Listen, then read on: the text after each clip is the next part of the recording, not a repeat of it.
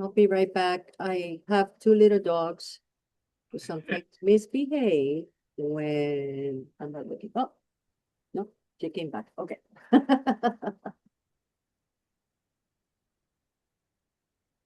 There are two Chihuahuas, by the way.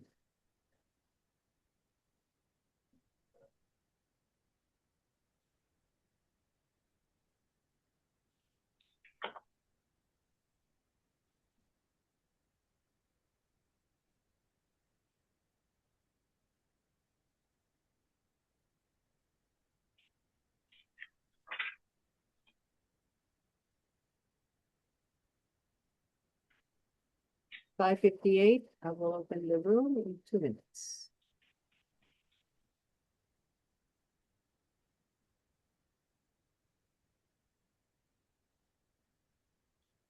It's always interesting to do these sometimes. We just did one with North Carolina A&T. Several people signed up, two people showed up. I hear you. But you still teach to the masses. Absolutely. I'm sure other people will come in. There's only one person in the waiting room.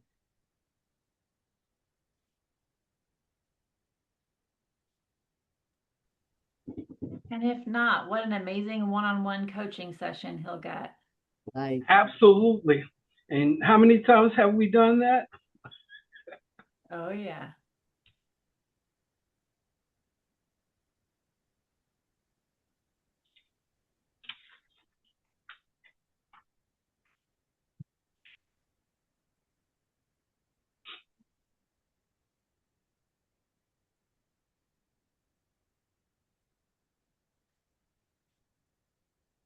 It's 6. I'm letting people in. Thank you.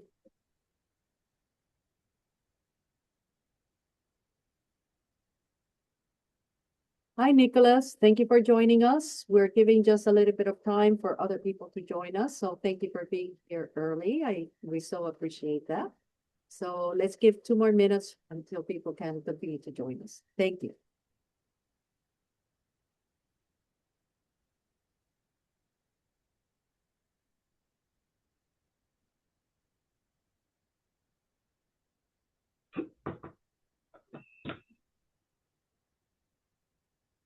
Hi, Kevin. Thank you for joining us. We are starting in 2 minutes, so you still have time for some water or a bio break while I let people in as they come in. We're starting like at 6:02 or something like that.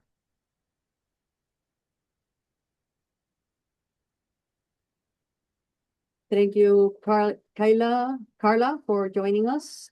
We still have not started, waiting for some other people to join us. So you still have time for some water or bio break. We will begin at 6:02 or something like that.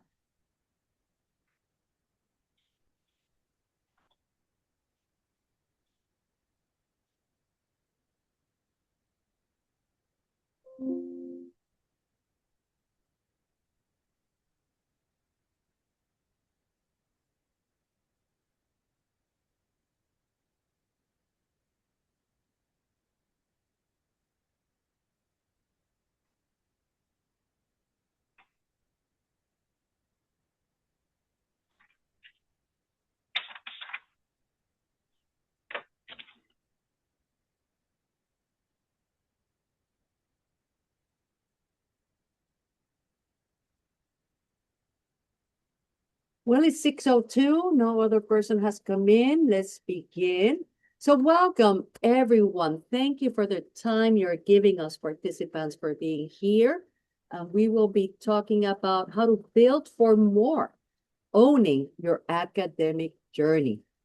First, let me introduce myself. My name is Ana Rodriguez. The doctor is there for other reasons. You don't need to know about them, but you can call me Ana, please. Feel free to do so. I was born and raised in Puerto Rico, and my mother still lives there. I have a master's and a doctorate degree from the University of Massachusetts in Amherst, where I really froze very much coming directly from Puerto Rico. I joined SHIP in 2019 and my title is Higher Education and Graduate Program Manager. So I manage all the graduate curriculum. So for this Passport to Graduate School, the Ship Grad Series, and also the higher education like Academic Partnership Council and Faculty Development Symposium. If you want to connect with me, that is my email, that is my actual cell phone, and that is my actual LinkedIn. Please take a picture of this. If you want to connect with me, please do so. Take a picture and connect. I'll be very, very happy about that, and I will accept. If you try my cell phone, don't call me first. Text me first and tell me who you are. Otherwise, it will go to voicemail. You have no idea how many robocalls I get. So that is me, and I'm always here to assist every single one of our graduate students. Let me tell you a little bit about this session. This will be a facilitated discussion with the CEED, Graduate Ambassadors, a cohort of graduate students affiliated with Virginia Tech's Center for the Enhancement of Engineering Diversity. As trusted peer leaders that they are and role models, they serve as outreach representatives within the engineering community, sharing insights, lived experiences, and practical guidance to support student success and strengthen pathways to graduate education. Let me first introduce our moderator today, Dr. Tremayne Waller. He is the Director of Graduate Student Programs in the College of Engineering at Virginia Tech, where he leads signature initiatives through the CEED that support access, belonging, and success in graduate education. His portfolio includes the A-Step to the Doctorate Institute and CEED Graduate Ambassador Programs, designed to strengthen mentorship, build leadership capacity, and expand pathways for students in engineering. His work bridges research, mentorship, and community engagement to ensure that graduate students are not only prepared to succeed, but empowered to lead. Next, we have one of our CEED panelists, Fausto Germán.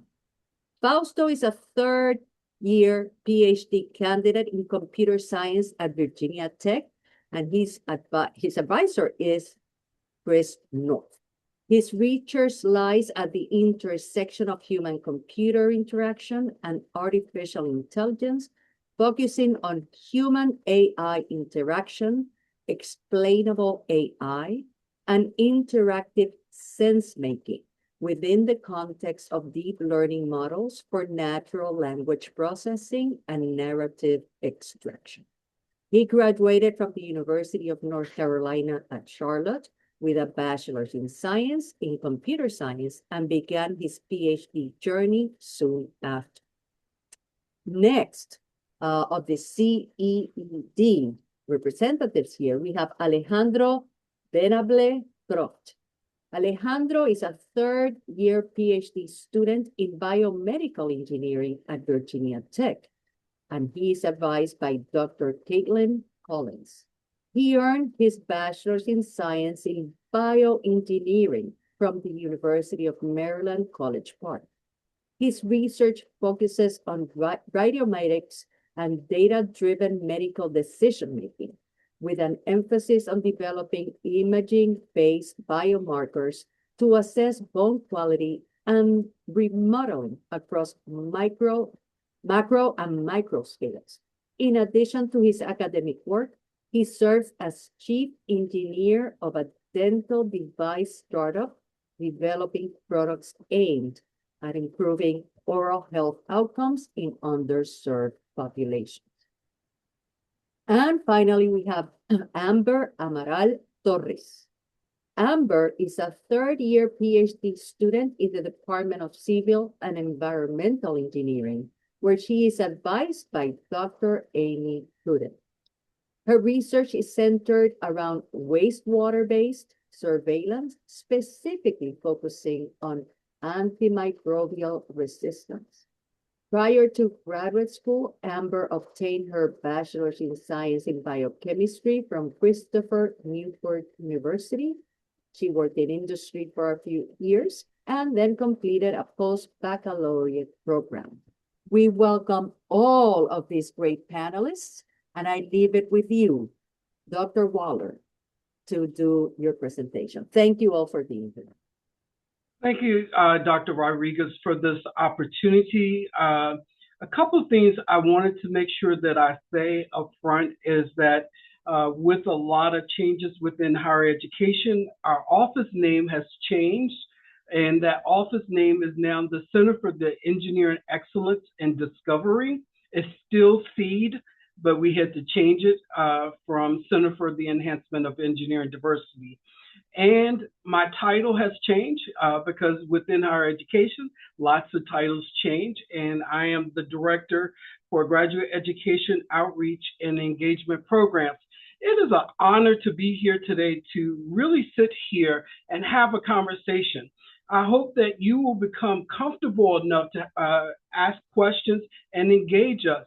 As she has stated, we put together a PowerPoint presentation, and I will share that screen and we'll get started.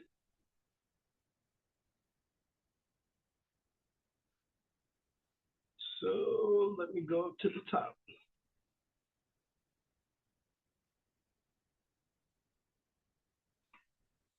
She's already did the introduction of us. She told you a little bit about why we are here, and this is basically for me to facilitate a conversation with our SEED ambassadors, and they are going to be very real, honest, and open about their experiences as a graduate student or even as an undergraduate student making it into graduate school. These students are remarkable. They do a wonderful job here at Virginia Tech. I do have an outline for this presentation. We did discuss the description. I have an information card that I would like for you to fill out. Along with, she's already introduced the panelists. We'll talk briefly about Virginia Tech and go straight into the panel discussion. And then we'll give you enough time to ask us questions about what it's like to be a student here at Virginia Tech. Any question is fair game, and we hope that you feel comfortable doing that. This is the QR code. If you can go ahead and scan that with your phone and fill that out. It'll take less than 2 minutes to complete. This is information for us because we do a lot of informational sessions, and we want to learn more about who we are talking to so we can follow up and tell you more about Virginia Tech. Take about 30 seconds to do that.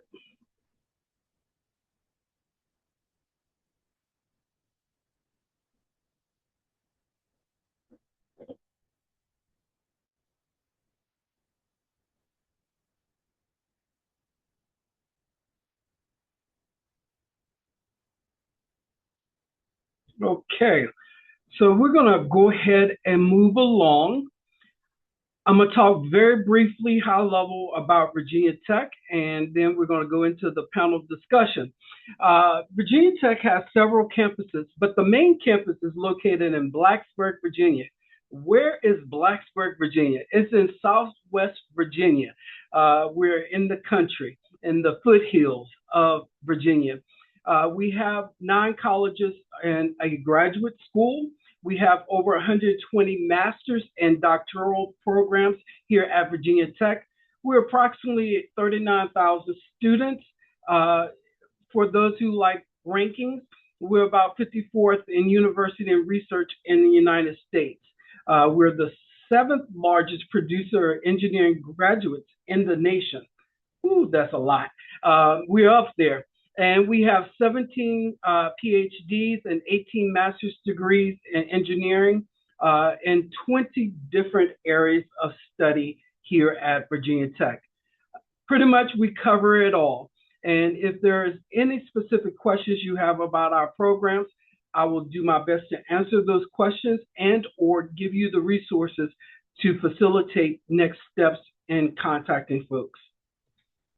You've already been introduced to our panelists, and we're going to go ahead and show you some of the questions that we're going to discuss, because I like to have students think about the questions that are out there, and we're going to facilitate this conversation in a rotation and then come back to you and engage you. If you do have questions and you want to populate those questions in the chat box, that will be fine as well as we move along in this presentation. Okay, so with that said, we're going to go ahead and get started. And I'm going to stop sharing so you can see us.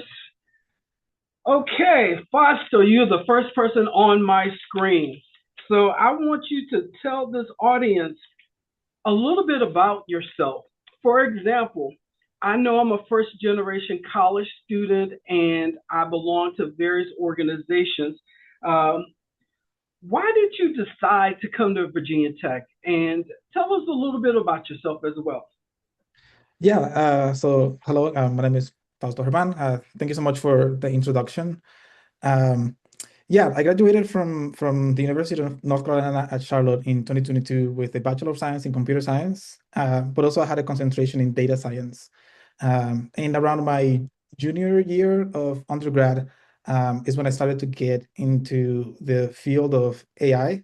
And within data science, I took some courses that spoke about artificial intelligence and machine learning, and that was a very interesting topic to me. And as I was learning more about artificial intelligence as a field and the research problems and kind of the state of AI in 2022, I realized that there was a big opportunity for more research to be done in that area. And I knew at that point that I kind of wanted to be part of that community that's kind of making AI better, not only in a technical sense, but also for us, for humans. And that's kind of like the focus of my research, is not just how to make more AI algorithms, but also how to make AI kind of useful for humans and how to help people make sense of information through AI.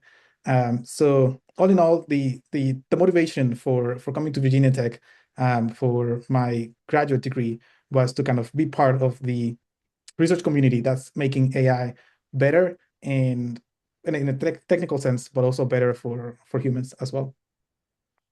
So can you add a little bit on why did you decide the time was right for you to go to grad school? Yeah, so in 2022, I was 22 years old. And so I figured that if I were to go to grad school at that time, I kind of would have taken that out of the way. I'm the type of person that if I were to have gone to industry first, it would have been very difficult for me to come back to grad school. And so I figured, I'm young. I might as well take the opportunity since I have the time. And there was also kind of this momentum going in artificial intelligence at the time. So it kind of aligned perfectly with both my personal time and also the time in the research space within AI. Dr. Waller, may I ask Fausto a question? Why Yes. would it have been difficult if you went to industry and then came back? What was that disconnect there? Can you explain a little bit more? Yeah, I think at least for myself, going into industry means kind of building a life around the industry, and the type of work that you do in industry might not necessarily align with the type of work that you do in graduate school. And so, like for instance, as an undergrad in computer science, I wouldn't be hired as a research scientist, for example. I would be hired as a software engineer. And so that the skills that you get in industry, it would be more on the engineering side, coming from a bachelor's degree. And so that would have made it difficult for me to then come back to graduate school to start doing research again. But also there are like the niceties of having a job, being paid a full salary as a software engineer. That would kind of also make it difficult to kind of leave that and then come back and be a student again. Yeah. Excellent question, Dr. Rodriguez. You talked a lot about social responsibility and navigating the skill sets of both jobs and deciding whether grad school or working was important to you. Amber, I know a little bit about you and your story. Can you answer that exact same question? Uh, yeah. So yeah, my experience was different. After undergrad, I started working in industry. Um, I worked different like lab jobs, and I finally ended up at a wastewater treatment plant. And through my work experience is actually where I found the field that I currently am in now. So I didn't know I wanted to do a PhD until I started working. So that was kind of my experience. And for me, I wanted to go back to school because I really wanted to gain more higher level expertise in the topic and more so in research. And so that's why I ultimately decided to go back. Yes, Anna. Oh, I think. So did you have to leave your job or could you have done your job and pursue your PhD? Can you explain a little bit about that? Yeah. So for the program that I'm in, yes, I had to leave my job. Um, the program that I'm in, it is my, like, the research is my job, and then I take courses, and then I get paid because I'm a graduate research assistant. So yeah, I had to leave my job. There are some programs where you can still work, but I'm not very familiar with those. Yeah. Excellent. Thank you for sharing, Amber. And Alejandra, uh, tell us a little bit about your journey to grad school. So I think I might be a little bit different from everyone who's talked so far. I knew that I wanted to get a doctorate from right off rip, probably around high school age. I was a really ambitious high schooler. Um, didn't necessarily know what. I kind of went through a lot of different flavors of biomedical engineering. Started off wanting to work in Alzheimer's disease, and then kind of went more along the orthopedics route, and that's kind of where I found um, where I like to sit. I started off in tissue engineering, particularly in osteoarthritis, working primarily with knees. Um, and I did a lot of kind of imaging, taking imaging and making physical products from that. Um, but in my tissue engineering work, I started doing um, a lot more computational work, and I realized that kind of the future of biomed is this high computational swing. They started teaching you that in when I was in undergrad at Maryland, um, but I wasn't the most uh, I wasn't a great programmer. So I knew that's what I needed to kind of work on. And that's where I wanted to work on my doctorate. It's something that it wasn't my strong suit coming in, and I've made great strides in that since coming to grad school. Um, and in doing that and kind of throwing myself into the fire and kind of learning how to be a programmer and learning, data science more or less from scratch over the last 3 years, I found a lot more stuff within the field of medical imaging and a lot more issues that haven't been resolved and some pretty neat solutions to that. So I've always known that I wanted to go to grad school. It was just a matter of figuring out what I wanted to focus on. Great. I know one of the things that I struggled with when I was going to grad school. How did you choose a program or advisor? I want you to think about that, Alejandra, and I'm going to go to Amber. Amber, can you answer that question? Yeah, so I was really lucky because I found out I wanted to go to grad school late. In undergrad, I had a really poor GPA, and I had very little research experience. So to make up for that, I got accepted into a post-baccalaureate program. So this was after I graduated with my bachelor's, after I worked, and I did a post-baccalaureate program. And through that program is where I met my current professor, who I work with right now. but it was between her and some other schools that I had got accepted to, and ultimately I did choose her because she is very well known in her field. And she also doesn't come from an engineering background like myself. So I felt I could relate to her in that sense. And she also made me feel very welcome. And then also her lab is the people are very nice and I felt welcomed. And yeah, and so it made the decision really easy for me. Why is that important to you? Yeah. So your professor who you work for while you're doing research is ultimately plays a big role in your experience during your PhD.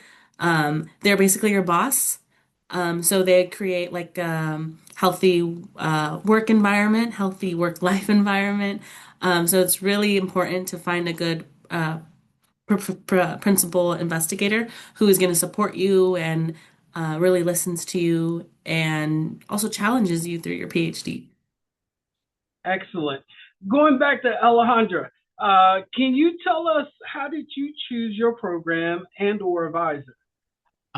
So I was actually talking to some people about this a couple days ago.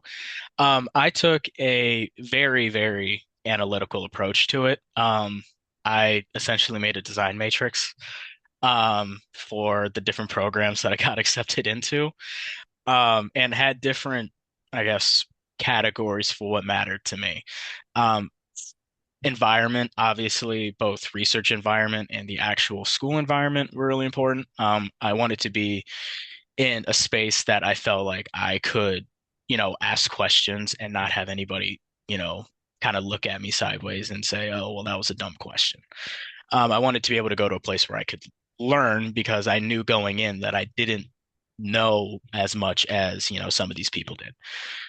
Um, so that ultimately was a big thing. Um, Also I guess, creative freedom in the research. Some of the other programs I got accepted into, the projects were already cut and dry. You were working on what you wanted, what they told you to work on, and there wasn't really a whole lot of space for you to kind of explore things. Um, so my program that I got into, it was a relatively new lab. Um, so there was some freedom with the research, so I could do more or less what I wanted. And the environment, the people that I work with right now, they've been incredibly helpful in, bolstering my computational skills. And, I'm a big mountain person. So, you know, Blacksburg is in the middle of the mountains, so that helps a lot. Um, doesn't help much with the rain and the wind. That's kind of a bummer, especially right now. Um, and then there's also, of course, ranking for the school. The school I came from University of Maryland, which I think right now is top 20, and Virginia Tech is still, I'm pretty sure, in the top 30 last I checked. So for BME, so it was a lateral move in terms of how powerful the school was. Um, so it was like a culmination of things. That and my PI was actually very interested in me and reached out to me after I submitted my application, and we talked pretty frequently before I actually came down here. So I knew going into my recruitment visit that this was a good place for me to land and that I would be able to learn a lot. Thank you so much. Fausto, can you add to this conversation on why you chose this program or your advisor? Yeah. So actually, from undergrad, when I was applying to grad school, I applied to 3 universities as a master's student, and Virginia Tech was the only university that offers funding as a master's student, which is almost unheard of for master's degree to be funded. And so that was a big plus on why I decided to come to Virginia Tech, is that they offer funding. And then with my advisor, I actually got very, very lucky, because this is a bit of a foreshadow for a later question. But I actually didn't know the importance of choosing an advisor before applying to grad school. And when I was invited to, when I applied to Virginia Tech, I was invited to also come to a campus visit. And I my current advisor reached out to me to visit his lab while I was here at the campus visit. And so I decided to kind of go and read some of the research publications that have come out of the lab. And I realized that there was a strong alignment actually between what the lab was doing and what I was interested in, which is human AI interaction, which is like the perfect area that I was interested in. And yeah, so that's how I decided to choose my advisors, because he reached out to me originally, and then also there was a strong alignment already in the research. Then as I've been working with him for the last 3 years or so, again, I got very lucky because he's a very chill professor in the sense that um, he's not like pushing and not like too much of the boundaries, or big like macromanaging my time, which is something that I really dislike. So he's like the perfect advisor. We have a very strong relationship. So again, I got very lucky in that sense. Yeah. So, Fausto, I know your journey as well. You said you started off with a master's. What happened there? Talk a little bit about that. Yeah. So again, I applied as a master's student, and then in my first semester, when I joined Virginia Tech, I started reading more about the research that was happening within the InfoVis lab at Virginia Tech, and started thinking about what I wanted to do for my master's thesis. And as I was doing this reading and kind of diving deeper into the research, I realized that there was a lot more to be done in that space. And so I kind of fell even more in love with my research interest. And so I decided to kind of switch to a PhD, because I realized that, again, I'm already here. I'm only 22. At the time, I was only 22 years old. I was like, okay, I like my advisor. I like the university. I like the research. Might as well do a PhD. Yeah. Excellent. We're going to segue into something else, because I think one of the things that we tend to do is doubt ourselves and our abilities. And I'm going to go to Amber. Can you talk a little bit how you manage the imposter syndrome or self-doubt? We know we're built for more, but sometimes we could be our worst enemy. Talk a little bit about that. Yeah, so imposter syndrome was a big thing for me starting out. Because again, I was like, I didn't know I wanted to do this until recently. Um, and then also for me, it took me 3 cycles to get into a PhD program. So that's 3 different years that I tried to apply and I didn't get in. So when I finally got in, I was like, oh my God, if it took me 3 cycles, this is gonna take me a long time.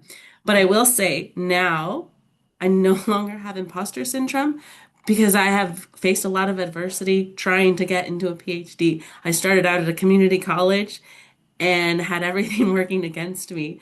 So I feel like now I've kind of changed my mindset, and the things that would have gotten to my head and given me imposter syndrome, now I use to my advantage. So the people in my lab, I have worked really hard to be able to get to where I'm at. And so now I know that I deserve to be right next to these people, because at the end of the day, we're in the same room, in the same lab, working on the same projects. So I think for me, I use that as confidence now. Absolutely. And I see it every time I see you. You bring a different disposition. And that's important, because we are built for more and we just need the opportunity. You talked about your journey from community college to a post-bac. Now you're doing the PhD. Amazing, amazing. Let's go to Alejandra. Tell us about your self-doubt and how did you overcome? Because I heard it a little bit. Now I want you to speak to it. Yeah. So I'm not gonna lie, it's still something that kind of comes and goes, just because, I only really started programming 3 years ago. So compared to probably Fausto, I don't know as much as him. Um, but I do know a lot more than what I did 3 years ago. So a big part of it is not necessarily comparing yourself to other people, but comparing yourself to where you were.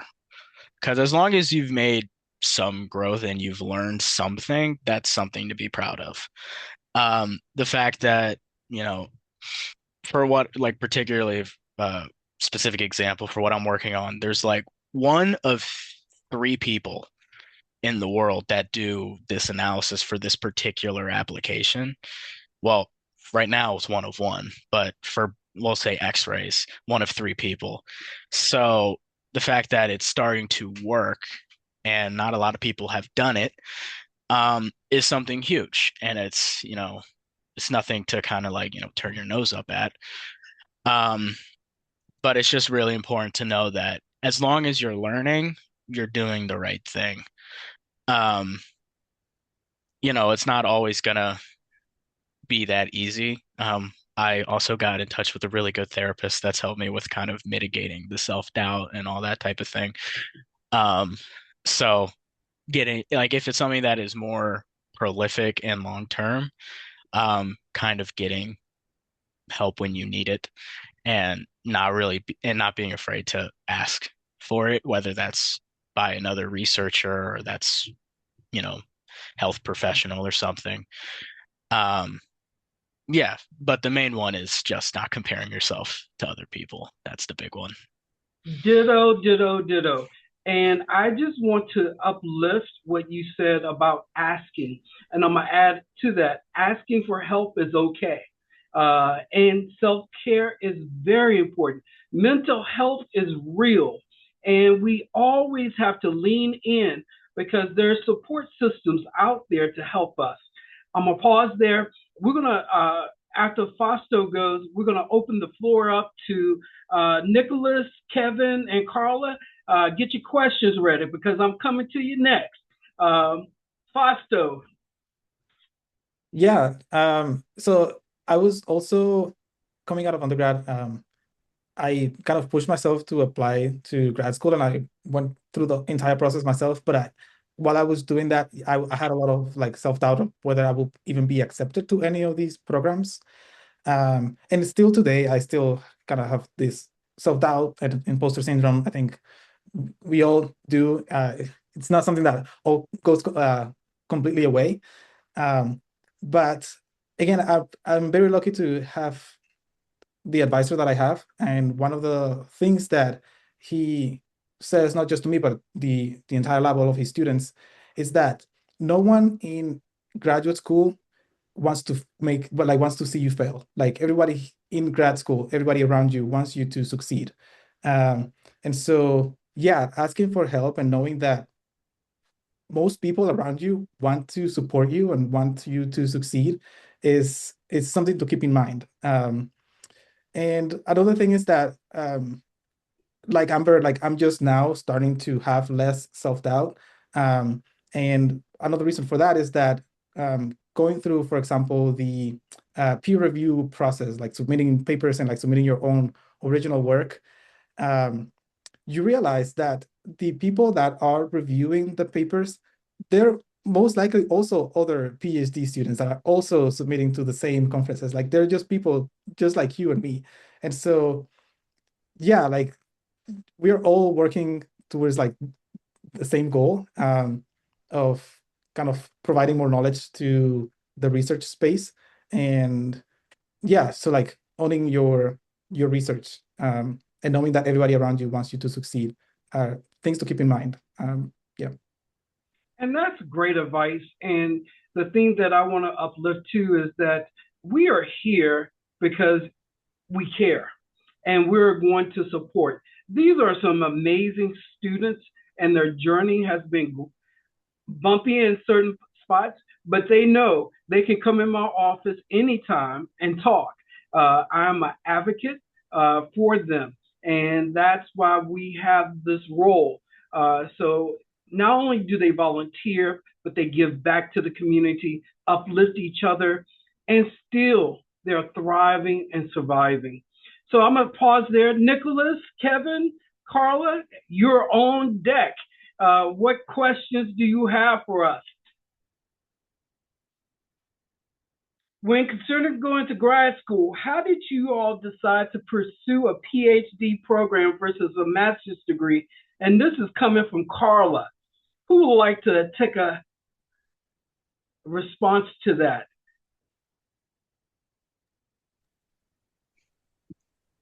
Fausto, you got it. Okay, yeah. I kind of partially answered that a little bit earlier. So I originally applied as a master's student. The reason for that originally, again, it goes back to the self-doubt. I didn't know that I would be able to do a PhD.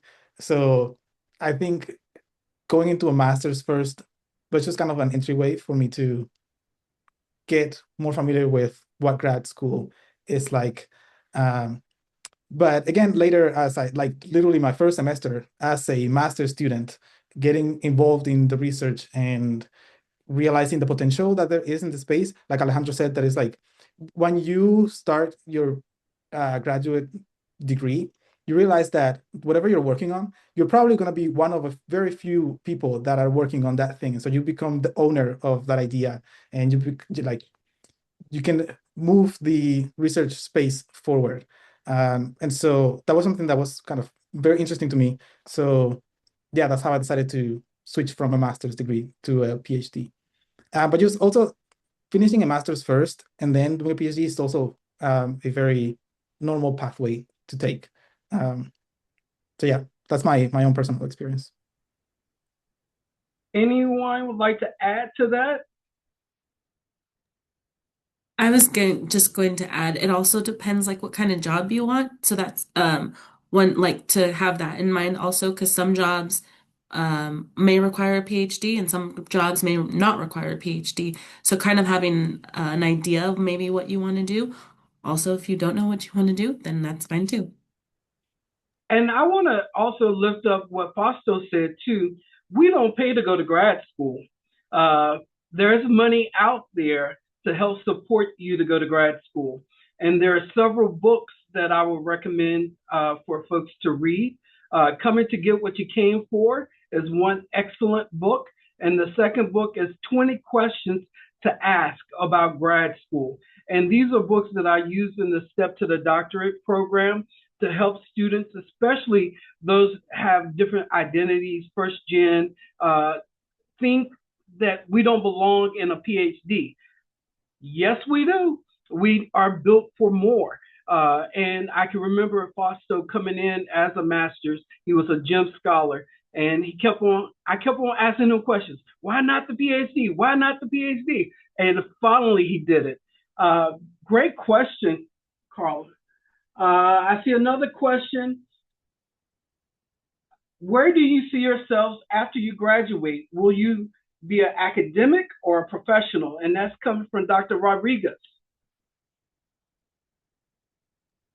I mean, I personally see myself in industry, um, just because, I've been in school for almost 10 years at this point. So, I think I've seen enough of classrooms for a little bit. Um, and that's kind of what led me to the PhD, because I saw myself as wanting to be kind of like a research program, not necessarily director, but like a manager, kind of heading up a team of researchers, but not necessarily within the academia environment. Um, so I still see myself somewhere going to work as like a research officer for like a hospital. And a PhD kind of gives you a little bit more freedom with that. Um, there are days though that sometimes I'm still thinking academia, but then I have to write a grant or a paper, and then I go back to wanting to go to industry. So, it ebbs and flows. Yeah, I am the same way. I hope to be able to get a full-time job at a tech company as a research scientist in computer science and AI specifically, for kind of similar reasons. In academia, you have to write grants and do other things like that, which I don't particularly love. And so, yeah, I think I will have a better, I wouldn't want to say life, but I will have a better a better time in industry. But yeah, I mean, once you do a PhD, you're gonna have all of these different options, and you're gonna have to think about where you see yourself in that future. Yeah, think about like what are the responsibilities that is included in a professorship. It's not just doing research and it's not just teaching, it's kind of doing both at the same time versus in industry. In academia, you have a lot more freedom to research whatever you want. In industry, you have to kind of research whatever the company wants a lot of the time. So you have to kind of weigh the differences. But for me personally, I think I like the industry more than I will do the academia. Amber, would you like to add?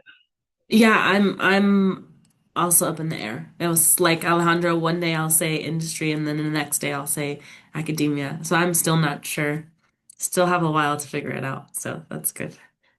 Which is okay, because one of the things I love to do is influence and recommend. I want them in the classroom, but it's okay because they have options with that PhD. So remember, you can do a lot with a PhD as well as a master's, but I just want you to think further. You're built for more. You really, truly are. And if we don't ask questions, we will never know. And one of the things, if you never say it, how can you be it? That's very important. I see another question in the chat from Susan, I think. One question we get from our members is that seems to be more around funding opportunities to get PhD paid for rather than a master's degree. Any advice where to find funding for master's degree programs or ways to approach schools you're applying to about that? I have a lot of answers, but I'll let the students go first. I have a little bit of experience with that. So again, I applied as a master's student, and it's almost unheard of to see universities fund master's degrees. But at the same time, I applied to the GEM fellowship before applying to or at the same time as I was applying to grad school, which is part of the reason I was able to get funded at Virginia Tech through the GEM fellowship for my master's degree. And then yeah, after switching to the PhD, I was able to apply again. With the GEM fellowship, you get to sometimes partner with a industry company that can sponsor you for an internship during the summer of the funding, which is also a great opportunity to get experience both in industry and also in academia as you're doing research. But that's about all the experience I have with funding. I'm sure Dr. Waller has more information to say. Yeah. Others, would you like to add before I chime in? I went straight to PhD. I have nothing. So one of the things I want to make sure you know, if you're applying to the PhD, more than likely you're going to receive funding. It's just looking at how many years of funding they're going to provide for you to do that PhD. It is typically supplemented by the department, whether it's a GTA, GRA, or a GA. In my office, we have GAs. Susan knows about the GAs. We had to hire to do all the work for our programs. That will pay for your tuition and your stipend, as well as a GRA, which this funding is coming from the faculty member. The faculty member, you're working closely with them on a research project. The GTA is basically coming from the department. They're probably working with the faculty member to get you a complete package in order to go to grad school. The thing that I tell students is you have more opportunity. Faculty are looking for long-term relationships. Master's degree is 2 years. If I had to be a faculty member and choose someone, I'm going with the PhD because I have longer time to work with them. So think about and weigh the options of that. It is very expensive to pay to go to grad school. Do not pay to go to grad school. There's funding out there. There's a great database, GRAPES. It is a national database based out of UCLA. It has many different types of fellowships. You can type in the word engineering. It will populate every fellowship that you could possibly think of. Another grant or fellowship I would say apply for, even though it's limited now more so than ever before, the National Science Foundation. That's $138,000 approximately for 5 pages. You write that pretty much with your personal statement. That's a lot of money. And some of these fellowships are stackable. The other thing to remember is if you come with your own money, you can negotiate. When you negotiate and you want to get in a PhD program, they will probably make room for you. You got to do the networking and all those things necessary. But in the books that I recommended as well, there are chapters that are geared towards helping students think about the financial pieces of paying for grad school. Again, that book is called Coming to Get What You Came For. And there's the book, The Journey to the PhD. These two books were very important to helping students navigate that space. And don't hesitate to contact the grad programs and have conversations sooner than later. We also have a program, the Step to the Doctorate. If you are juniors or thinking about going to grad school and you need support, that program is available and it's free.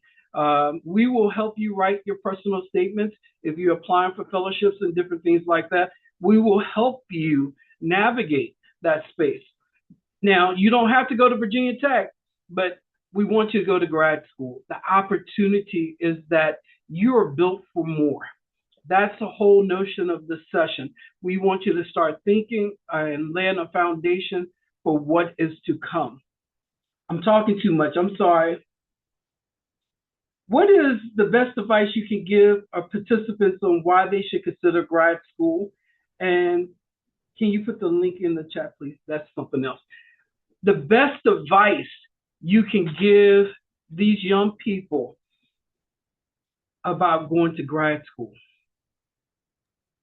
Like getting in or once you're here? Do both. For getting in, But I actually, would say, take a step back, Alejandro. It's more like, okay, I'm thinking about going to grad school, but is that good for me? Not good for me? Why? got it. Well, I think we've alluded to it before. But it opens up your options.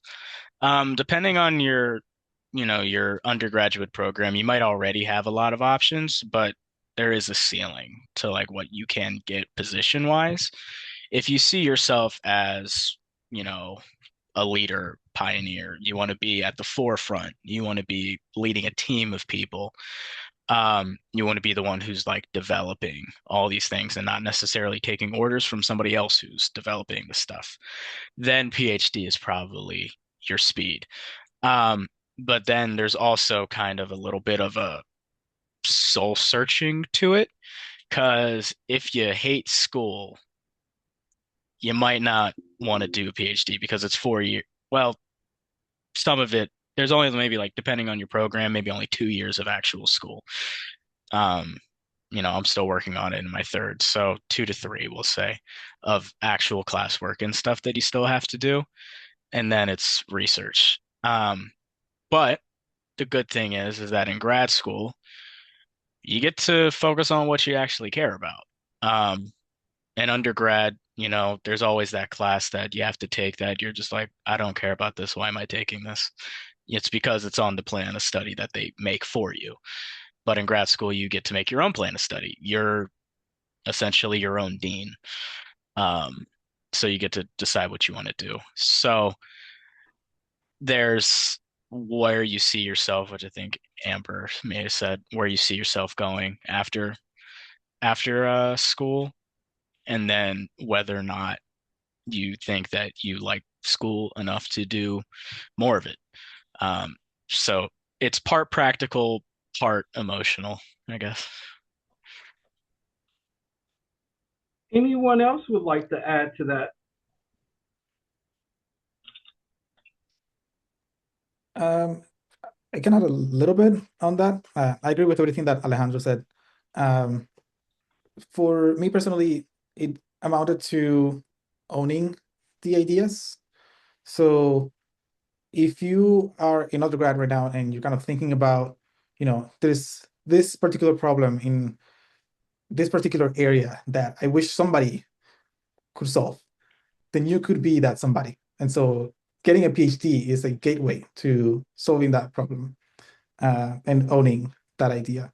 And so, like the title of the session is "We're Built for More." If there is something that you think that somebody should be working on, you could be that somebody. And so, yeah, that's my 2 cents on that. We have another question in the chat, and it's coming from Kevin. Any advice for standing out and getting into a competitive lab as a master's degree student? Is it more so a matter of networking, or they're looking for certain credentials? I mean, coming from like I didn't do a master's, but to stand out from PhD or for PhD and getting into a competitive lab, I think it is a little bit of kind of your skills. So it's a little bit of your skills, but it's also a willingness to learn what you need to learn. Like I said, when I came into my program, didn't know a lick of programming. I knew a little bit, but it was just like a for statement to print a string that says "Hello World." But going into my meetings and then in my statement, I said essentially that, I really want to work on this. It actually means a lot to me and where I want to go. So it's kind of pulling in your own personal determination into the willingness to further your education, because they don't necessarily expect that you're going to know everything going in. They actually kind of expect you to know almost nothing. So it's a matter of just showing that you care. And sure, credentials help. I'd be lying if I said that they didn't help a little bit. But it's more of who you are as a person and who you want to be as a researcher that matters. I would like to add to that as well. Most universities do holistic admissions.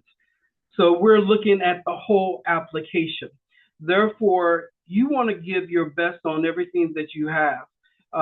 And don't count yourself out of anything, because we've been saying it a lot. You're built for more. And I want to echo what Alejandro said, is you have to have a willingness to learn. Being first gen, I had no clue how rigorous Virginia Tech was going to be. I just thought I was smart. And I got here and it opened my eyes because I did not know. And then also too, I had to learn how to ask for help, which I never had to ask for help. It just came naturally. Being willing to be flexible and to grow. The other side of that too is you want to be careful about getting in a lab that the advisor is always busy. That is critical, because will they have time to mentor you? Will they have time to make sure you're doing okay? I'm a highly structured individual. Therefore, I need check-in meetings. Therefore, I need I don't need you to tell me what to do all the time, but you have to be able to communicate to me. And I've seen where people have picked the top lab and have some issues. So you want to make sure there's a good fit in your personality and what you're bringing to the table, because you have resources. You just don't know it yet. And you're going to build upon those resources to do well, to become, Kevin, Dr. How you pronounce your last name? Rangel? Am I not pronouncing? I'll say Dr. Kevin. We're going to claim that now. So you got to position yourself every time, and you navigate and you pivot. That is very important. Being flexible in given situations. I talk too much. Can I just add a little bit to that? So if you already have a master's degree, then you or are working on your master's at the time that you're applying for PhDs, you may already have a little bit of experience with like academic research and reading papers and like how to answer research questions and things like that. And so I guess one practical piece of advice, if you want to get into one of these top labs, is to kind of go in and read what the lab has published, right? Like what are they working on? And so that way, when you reach out to the professor or the lab or the PI, you can kind of talk about what they're working on and how whatever you are interested in aligns with that lab. At my lab, we actually have gotten a few like applications from master students that want to come into the lab, and they kind of do that the same process where they kind of list out what they are interested in and how that research aligns with our research in the lab and everything that my professor has published. So that's one thing that you could do. We're getting close to the end of the presentation, but before we do that, I would like for the panelists to use a phrase that you would like to share and pass along to the students that are here in the room, and tell us why you chose that phrase to end on. And I can start to set the example. And I did this presentation the other day, and that is, I am somebody, and we are built for more, and we can do more. All we need is support.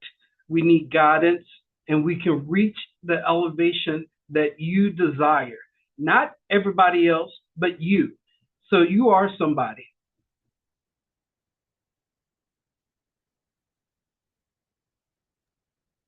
I'll go. I heard this one recently. Do it scared. Just because you're scared, just because it's hard, doesn't mean you can't do it. Excellent. Excellent. I've been kind of saying this all throughout the presentation, but take ownership of your ideas. We are everyone in this room is like, we're all smart, we're smart people, and we see the problems that are or the gaps in the world and the things that we use every day and the research. So, take ownership of whatever idea that you have. Yeah. Excellent. Thank you. This is one that my girlfriend and I have been using a lot recently. Is you still have tomorrow. You don't have to figure out everything today. It's impossible to figure out everything today. And you're gonna rip yourself apart trying to get everything done all at once. So, if it doesn't happen today, it'll happen tomorrow. And if it doesn't happen tomorrow, it'll happen the day after that. It'll happen eventually. It's just baby steps. Thank you so much. And that's the conclusion of the presentation. Yes. I put my email address in the chat. If you have any questions whatsoever about Virginia Tech or even the students, we can share our email addresses in the chat so you can reach out to us. Please do so. We are here to support. We need you. We need you. Yep, absolutely. Thank you, Dr. Weller, and also the panelists, Fausto, Amber, and Alejandro, for being here. Thank you, participants, for your time. And I don't know how much to say. Thank you, Virginia Tech, for being here and giving us some of your knowledge. I so appreciate that. With that, we conclude this presentation. Thank you all for being here, and we'll see you at our next Passport to Graduate School. Thank you all. Thank Good you, night. Zia. Thank you.